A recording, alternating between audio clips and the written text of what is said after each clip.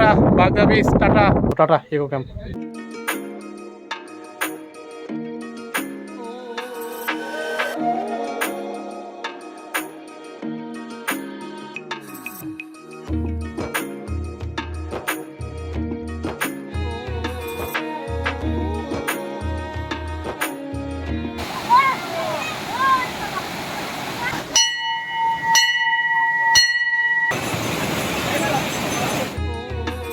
Good morning from Bagda beach, Orissa. এখন সকাল 5:40। খুব দ্রুত ঘুম ভেঙে উঠে একদম ফ্রেশ হয়ে যাচ্ছি এখন সমুদ্র সৈকতের দিকে। যদি সম্ভব হয় স্নান করব, অথবা সম্ভব না হলে ঘুরে ফিরে আবার চলে আসবো। তো চলুন আজকে সারাদিনের এক্সপিরিয়েন্সটা আপনাদের সাথে শেয়ার করব এই ভিডিওতে। আর বলে রাখি, আজকে আমরা এখানে সাইট সিন করতে যাব। পঞ্চলিঙ্গেশ্বর, ইনামি টেম্পল ও নীলগিরি পাহাড়। তো এই সকল কিছু আপনাদের সাথে শেয়ার করব এই ভিডিওতে।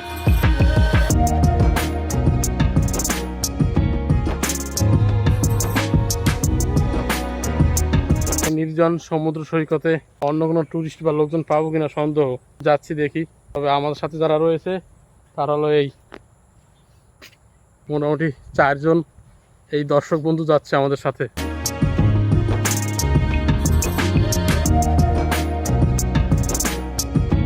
সূর্যিমামা আজকে উঠে গেছে 5:31। আর এখন বাজে 5:55। তো দেখার সৌভাগ্য হলো না, তবে আমাদের এখানে এখনো সূর্যমামা স্পষ্টভাবে ওঠেনি। এই হলো বাগদা বিচের সমুদ্রের ভিউ সকালবেলার।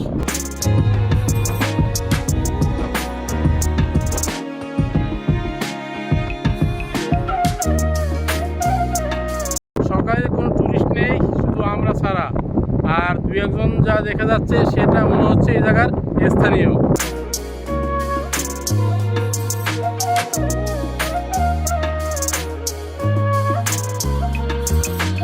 সব সময়ের সঙ্গী হয়ে এখন দাঁড়িয়েছে। 1 ওইখানে 2 আর এই হলো 2 জন। মেঘ থাকার কারণে সম্ভব হচ্ছিল না, মেঘটা অনেকটা কেটে যাচ্ছে আর সূর্যোদয় শুরু হলো।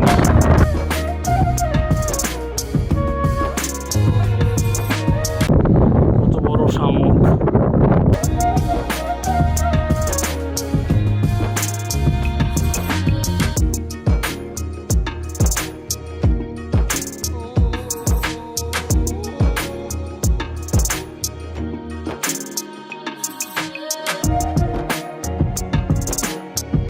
বাগদা বিচে রয়েছে প্রচুর পরিমাণে লাল কাঁকড়া। যদি একটু সকাল সকাল আসা যেত আর একটু, তাহলে প্রচুর পরিমাণে লাল কাঁকড়া আপনাদের দেখাতে পারতাম। অনেকটা দূর হাঁটলাম, হেঁটে হেঁটে প্রায় দুবলাগাদির কাছাকাছি চলে আসলাম।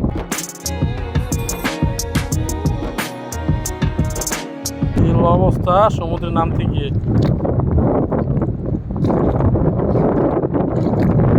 সমুদ্রের কাছে যেতে হলে অনেকটা পা ঢুকে যাচ্ছে কাদামাটির মধ্যে, পলিমাটি আর কি। যাওয়া একটু মুশকিল, আর সমুদ্র এখন অনেকটা দূরে চলে গেছে। অবস্থা এই সমুদ্র দেখে যাই, আমার অবস্থা সম্ভব হচ্ছে না।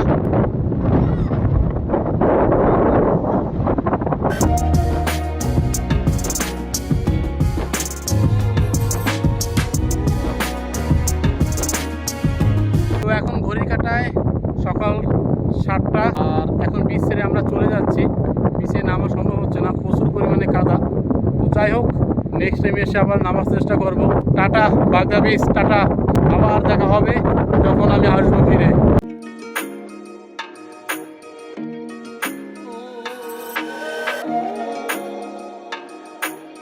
তো আসলাম স্নান করার উদ্দেশ্যে মূলত, কিন্তু স্নান করা সম্ভব এখন হলো না। প্রচুর পরিমাণে মাটি জমে গেছে। তবে যতটুকু জানলাম এই জায়গার স্থানীয় লোকজন থেকে, এই মাটি এখানে সব সময় থাকে না, মাঝে মাঝে আসে, 4-5 দিন থাকে, তারপর আবার এই মাটি অটোমেটিক চলে যায়।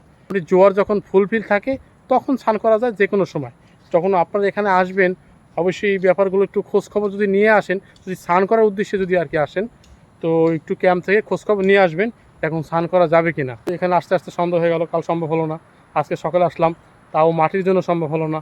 এখন এখানে তো জানলাম যে 10টা 10:30টার পর জোয়ার শুরু হবে, সেই সময় স্নান করা যাবে, কিন্তু সেই সময় তো এখন নেই। এখন আমরা খাওয়া দাওয়া করে বেরিয়ে যাব সাইট সিনের উদ্দেশ্যে। আর আপনাদের বলে রাখি, যারা 4 চাকা কিংবা 2 চাকা নিয়ে মাই ইকো ক্যাম্পে আসবেন তাদের জন্য রয়েছে বিশেষ পার্কিংয়ের ব্যবস্থা। জায়গাটা রয়েছে এই যে ফাঁকা জায়গা, এটা সম্পূর্ণ মাই ইকো ক্যাম্পের, আর এখানে আপনারা পার্কিং করতে পারবেন। তো রুমে এসে একদম সম্পূর্ণ ফ্রেশ হয়ে নিলাম, স্নানও করে নিলাম, যেহেতু আজকে সারাদিনের স্নান করার একটা সুযোগ পাওয়া যাবে কিনা সন্দেহ। তো এখান থেকে একদম পুরো স্নান করে নিলাম। এখন যাচ্ছি ব্রেকফাস্টের উদ্দেশ্যে। ব্রেকফাস্ট করার জন্য সবাই হাজির, আমিও হাজির। সকালে ব্রেকফাস্ট চলে এসেছে।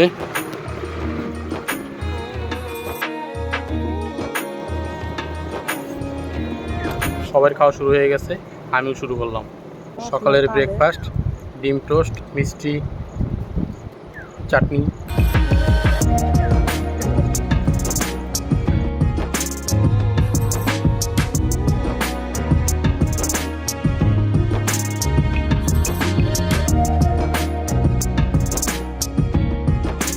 খাওয়া দাওয়া সম্পূর্ণ কমপ্লিট হলো, খাওয়া দাওয়ার মান আসলে বেশ ভালো। তো এখন রেডি হয়ে নিচ্ছি, বেরোবো সাইট সিনের উদ্দেশ্যে। তো আমাদের কটেজ এবার ছেড়ে দিচ্ছি, বেরিয়ে যাচ্ছি আমাদের গন্তব্যে। তবে যাওয়ার আগে অবশ্যই ভালোভাবে খেয়াল করে দেখবেন যে আপনারা কোনো কিছু রেখে গেছেন কিনা, এটা একটু ভালোভাবে দেখে নেবেন। ঘড়ির কাঁটা এখন 8:35, আর আমরা মাইকো ক্যাম্প থেকে বেরিয়ে পড়লাম আমাদের গন্তব্যের দিকে। আবার কোনো এক সময় দেখা হবে ইকো ক্যাম্প। তো টাটা ইকো ক্যাম্প। উঠে গেলাম গাড়িতে, তো যাচ্ছি সাইট সিনে। প্রথমে যাচ্ছি আমরা ক্ষীরচড়া গোপীনাথ মন্দির, আর ঘড়িতে টাইম এখন 8:40।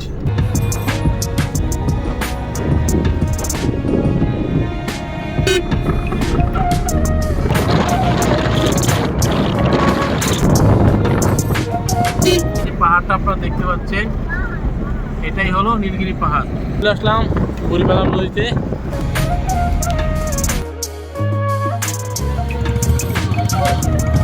ঘড়ির কাঁটা এখন 10:50, আর এই মুহূর্তে আমরা চলে আসলাম ক্ষীরচড়া গোপীনাথ মন্দিরে, যার দূরত্ব বালাসর থেকে প্রায় 9 কিলোমিটার।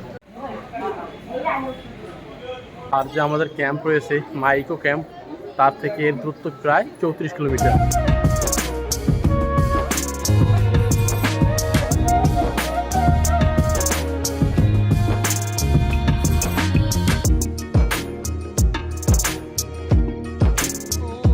এই মন্দির মোটামুটি প্রতিদিনই খোলা থাকে, এবং খোলার সময় হলো সকাল 5টা থেকে দুপুর 12:30, এবং বিকেল 4টা থেকে রাত 8:30। আপনাদের আসলে এই সময়ের মধ্যেই আসতে হবে, এই টাইমের বাইরে কিন্তু মূল মন্দির বন্ধ থাকবে।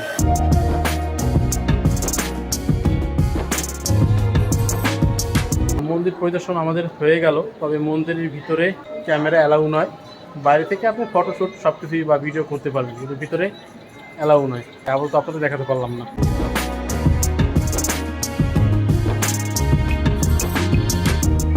ভিতরে সুন্দরভাবে বিভিন্ন বিগ্রহ দ্বারা সজ্জিত।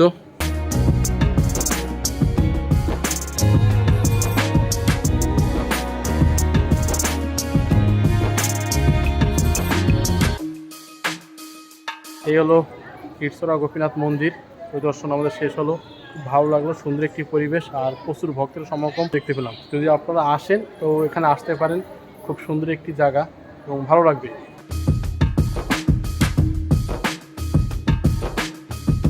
আর বলে রাখি, এই টাইমের মধ্যে যদি আপনারা আসেন তবে এখানে চাইলে আপনারা পুজো দিতে পারবেন। এই জায়গাটার নাম হলো রেমুনা।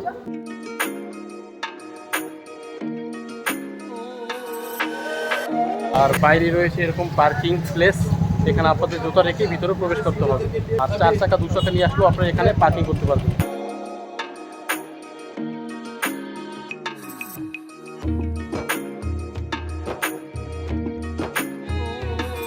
তো গাড়িতে উঠে গেলাম, আর এর পরের স্থান হলো আমাদের যাওয়ার গন্তব্য ইমামি জগন্নাথ টেম্পল।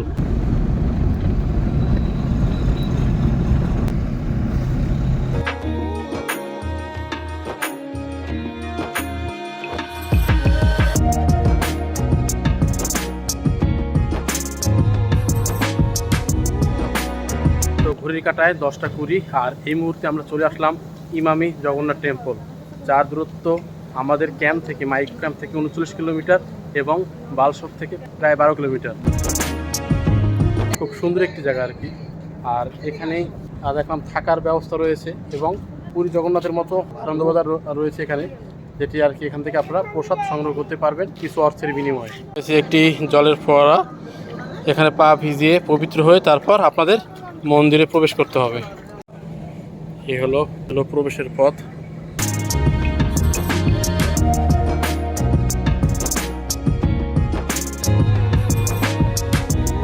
বলে রাখি, ইমামি জগন্নাথ টেম্পলে প্রবেশের ক্ষেত্রে কোনো এন্ট্রি ফি লাগে না।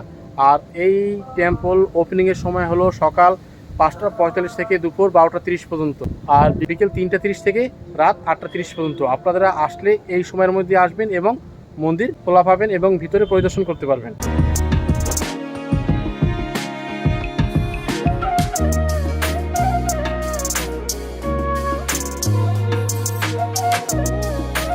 আর ক্ষীরচোরা গোপীনাথ মন্দির থেকে এর দূরত্ব প্রায় 7 কিলোমিটার, তত একটা বেশি সময় লাগে না। এই মন্দিরটি সম্পূর্ণ তৈরি লাল পাথরের, যা তৈরি হয়েছে 2009 সালে। আর এই মন্দিরটি তৈরি করেছিল ভাস্কর শিল্পী পদ্ম বিভূতিভূষণ শ্রী রঘুনাথ মহাশয়।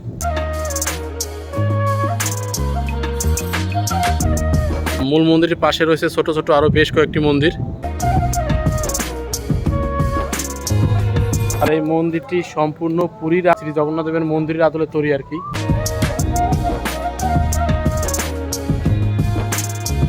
এলো প্রবেশের পথ, খুব সুন্দরভাবে সাজানো গুছানো।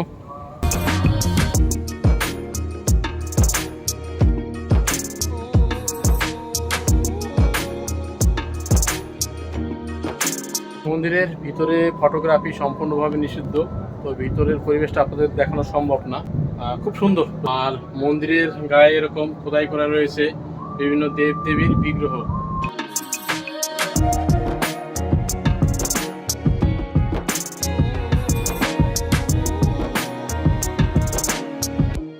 আর বলে রাখি, এই মন্দিরটি সম্পূর্ণ রথের আদলে তৈরি করা হয়েছে।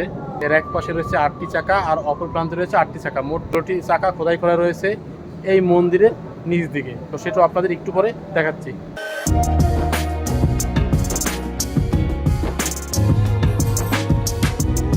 মন্দিরের চারিপাশে এরকম ছোট ছোট অনেক মন্দির রয়েছে, আর প্রত্যেকটা মন্দিরের গায়ে খোদাই করা রয়েছে বিভিন্ন দেবদেবীর বিগ্রহ।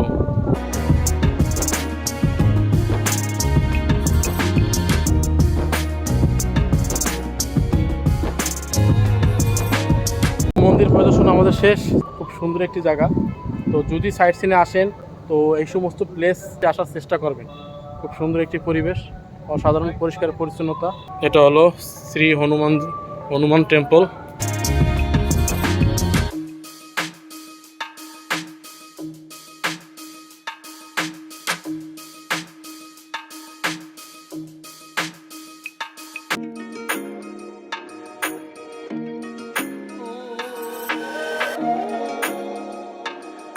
ছোট বড় প্রত্যেকটা মন্দিরেই রয়েছে এরকম খোদাই করা অনেক দেবদেবীর বিগ্রহ, খুব সুন্দরভাবে খোদাই করা আর কি। এই যে এরকম 8টা চাকা রয়েছে খোদাই করা মন্দিরের এই দিকটা। আর মন্দিরের এই দিকটা রয়েছে 8টা চাকা, অর্থাৎ টোটাল চাকার সংখ্যা হবে 16টি। যতটুকু জানতে পারলাম এখানে বিকেলের টাইমে প্রচুর ভক্তের সমাগম হয়। আর এখন যেহেতু দুপুর, রোদের তাপটা বেশি, তো সেই তুলনায় বিকেলের সমাগমটা অনেকটা বেশি। আর মন্দিরের এক প্রান্তে রয়েছে ছোট 3টে মন্দির, আর অনেক পাশে রয়েছে 2টো মন্দির। বেশ ভালো আর কি। তো আমাদের পরিদর্শন এবং শ্রী জগন্নাথের দর্শন শেষ। এখন যাচ্ছি আবার পুনরায় গাড়ির দিকে।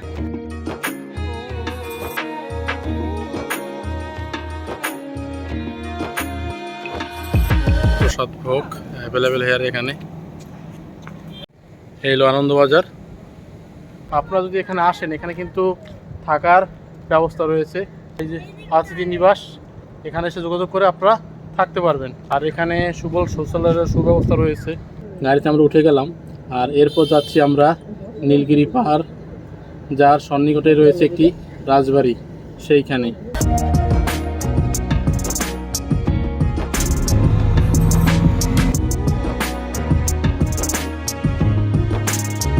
এই হলো নীলগিরি পাহাড়। নীলগিরির পাহাড় আরো কাছ থেকে দেখানোর চেষ্টা করলাম এবং দেখছি খুব ভালো লাগতেছে। সামনে যে মন্দিরটি দেখতে পাচ্ছেন এটা হলো নীলগিরি জগন্নাথ দেবের মন্দির। এর ভিতরে ফটোগ্রাফি একদম অ্যালাউ নয়।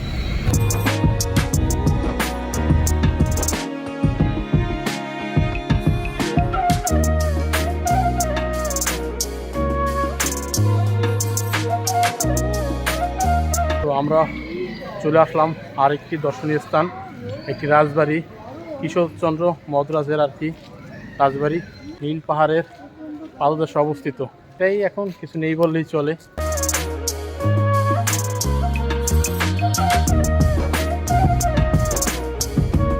রয়েছে ধ্বংসাবশেষ আর বিভিন্ন লতা পাতায় জর্জরিত।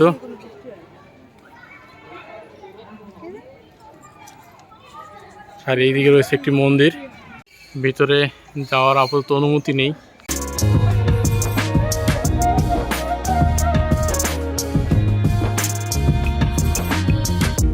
ভিতরে যাওয়ার আপাতত পারমিশন নেই এখানে। তো বাইরে থেকে যতদূর সম্ভব আপনাদের দেখানোর চেষ্টা করলাম। আর এর পাশেই রয়েছে আরেকটি রাধাকৃষ্ণ মন্দির।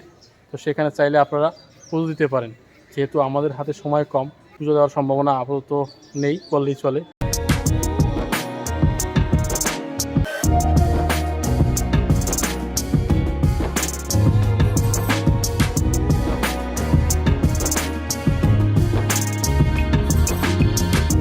রাজবাড়ি আমাদের পরিদর্শন শেষ, এখন চলে যাচ্ছি গাড়ির কাছে। পাশেই রয়েছে যেটা নীলগিরি জগন্নাথ টেম্পল, সেখানে তো ফটোগ্রাফি একদম বারণ। তো সেখানে ভিতরে কি আপনাদের দেখানো সম্ভব নয়, তবে আসলে সাইট সিনে আপনারা এই সকল জায়গায় আসতে পারেন, খুব ভালো লাগবে।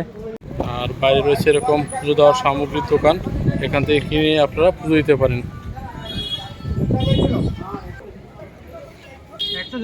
110 মোটামুটি 110 টাকা পুজোর ডলা নিলে। বাইরে থেকে আপনাদের যতটুকু সম্ভব দেখানোর চেষ্টা করলাম নীলগিরি জগন্নাথ টেম্পল। এখানে সময় আপাতত বেশি লাগলো না, তারপর গাড়িতে গিয়ে বসবো, তারপর যাব আমাদের কাঙ্ক্ষিত গন্তব্য এবং সবথেকে জনপ্রিয়তা বা যার জন্য ছুটে আসা সেই পঞ্চলিঙ্গেশ্বর মন্দিরে।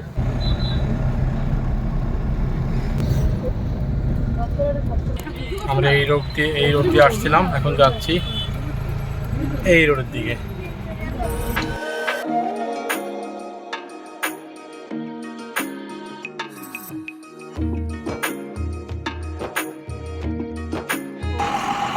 এই হলো পার্কিং এরিয়া পঞ্চলিঙ্গেশ্বর মন্দিরের। আপনারা যদি গাড়ি নিয়ে আসেন তবে এখানে পার্কিং করতে পারেন। ঘড়ির কাঁটা এখন 11:40, আর এই মুহূর্তে আমরা চলে আসলাম পঞ্চলিঙ্গেশ্বর মন্দিরের পার্কিং প্লেসে।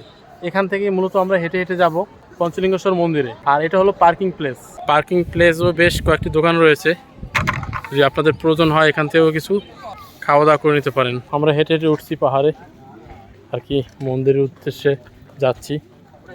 মন্দিরে যাওয়ার পথে রয়েছে দুদিকে প্রচুর দোকানপাট।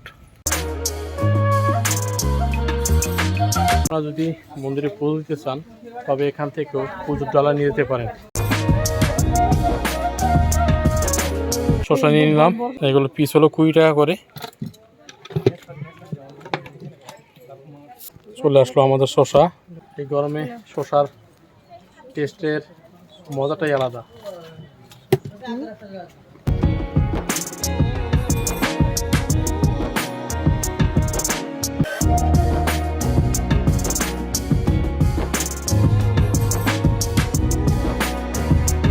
যাওয়ার পথেই পেয়ে গেলাম সুন্দর এক ঝর্ণা, প্রচুর দোকানপাট, আর মন্দিরে যাওয়ার পথেই দেখতে পাচ্ছি প্রচুর ভক্তের সমাগম। চাচ্ছে কেউ আবার দেখে মন্দির দর্শন করে চলে আসছে। কলা গাছ খুব সুন্দর। মন্দিরে অনেকটা হেঁটে হেঁটে আর কি যেতে হয়, তবে যেহেতু পাহাড়ের উপর মন্দির তো একটু হেঁটে উপরে উঠতেই হবে। তবে অন্যান্য জায়গার তুলনায় এ জায়গার রাস্তার উঁচুটা কম, খুব হালকা হালকাভাবে উঁচু করা, এবং হেঁটে যেতে অতটা সমস্যা হয় না। বয়স্ক কেউ আসে সেক্ষেত্রে কোনো সমস্যা হবে না।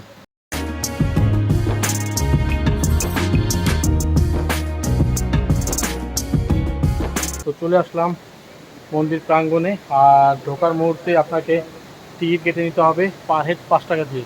আমরাও টিকিট কেটে নিয়েছি।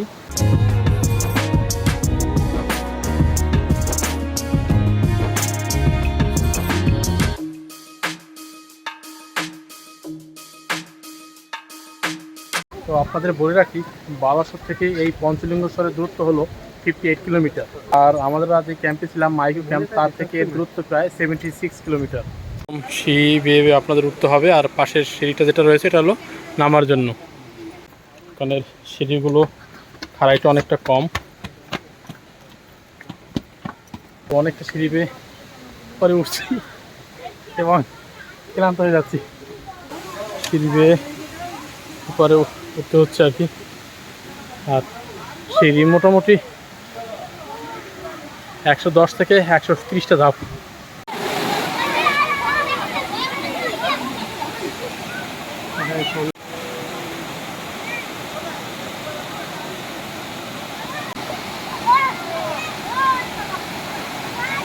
আরো ধাপ বেয়ে বেয়ে এরকম উপরে উঠতে হবে।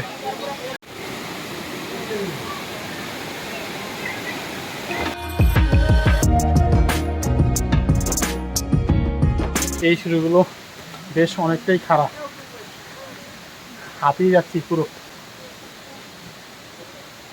তবে বয়স্ক বা বাচ্চা নিয়ে যখন আসবেন মাঝে মাঝে একটু রেস্ট নিয়ে নেবেন। এখানে রয়েছে মন্দিরের কিছুটা উপরে ওঠার পর রয়েছে ছুটি রাখার প্লেস। আপনাদের সকলের ছুটি রেখে দিতে হবে।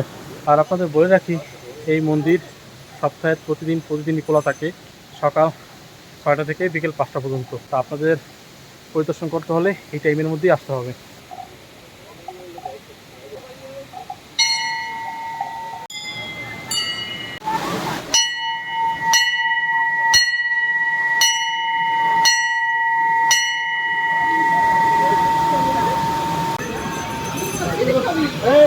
তবে নিচে নামার সময় একটু সাবধানে নামবেন। এ জায়গার সিঁড়িগুলো মারাত্মক লেভেলের পিচ্ছিল, জলে ভিজে পিচ্ছিল হয়ে গেছে। এখানে রয়েছে পুজো দেওয়ার ব্যবস্থা।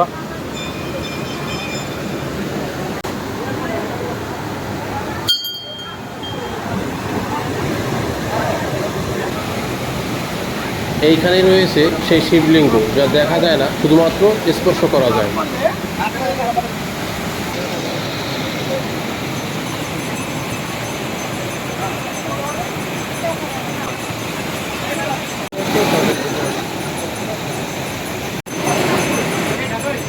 বলে রাখি, এখানে মূলত 5টা শিবলিঙ্গ রয়েছে। এই যে ঝর্ণা দেখতে পাচ্ছেন, এই ঝর্ণার ভিতরে এগুলো ধরা যায় কিন্তু দেখা যায় না। যেহেতু এখন বর্ষার সিজন, জলপ্রপাতটা অনেকটা বেশি, তাই শিবলিঙ্গে স্পর্শ করতে গেলে পুরো ভিজে যাব। জল স্পর্শ করে চলে আসলাম।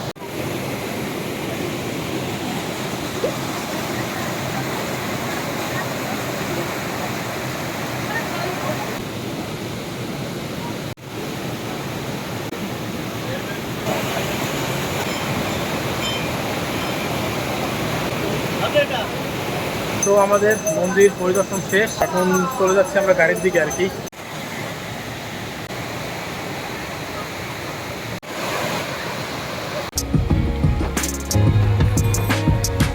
পঞ্চলিঙ্গেশ্বর দর্শন দিয়ে শেষ হলো আমাদের আজকের সাইট সিন। আর এখানে দেখলাম প্রতিনিয়তই আসছে প্রচুর ভক্তগণ। সত্যি এই জায়গাটার আসলে মানসিকভাবে একটি শান্তি যেরকম একটা উপলব্ধি করা যায়, একটা স্বস্তিরও নিঃশ্বাস ফেলা যায় যদি একদিন হোক বা দুদিনের জন্য আসতে পারেন এখানে। আর এই জায়গায় রয়েছে প্রচুর থাকার হোটেল, 700 থেকে 800, 1000, 1200 বিভিন্ন রেঞ্জের হোটেল। আপনারা চাইলে এখানে স্টে করতে পারেন।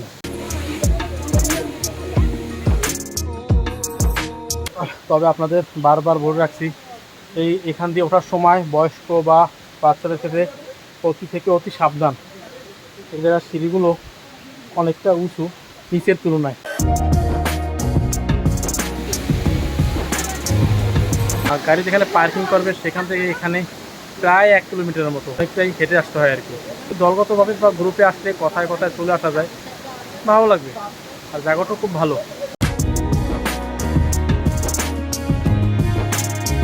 তবে এখানে যাওয়ার পথে যে সমস্ত খাবারের দোকান রয়েছে, বোতলজাত খাবার, সেগুলো অবশ্যই আপনার ডেট দেখে খাবেন। কারণ আমি বেশ কয়েকটি পানীয় জল কেনার জন্য ওদের কাছে গেলাম, দেখলাম ম্যাক্সিমাম মালই এক্সপায়ার। তো এখানে যখনই আপনারা কোনো কিছু খাবেন অবশ্যই একটু ডেটটা দেখে নেবেন। অনেকটা ক্লান্ত, তাই একদম ফ্রেশ জিনিস তাপ খেয়ে নিচ্ছি। আমাদের গাড়ি রাখা রয়েছে পার্কিং প্লেস আর কি, তো সেখানে চলে আসলাম। আর দেখুন প্রচুর ভক্তদের নিয়ে আসছে বিভিন্ন জায়গা থেকে গাড়ি অনেক, তবে ম্যাক্সিমামই কিন্তু ওয়েস্ট বেঙ্গলের। প্রচুর ভক্ত সমাগম দেখেন, আর পার্কিংও অনেক, আর প্রচুর গাড়ি রয়েছে, তার মানে প্রচুর দর্শনার্থী কিংবা ভক্ত রয়েছে। তো এই আর কি, এখন গাড়ি উঠে যাচ্ছি আমাদের গন্তব্যে।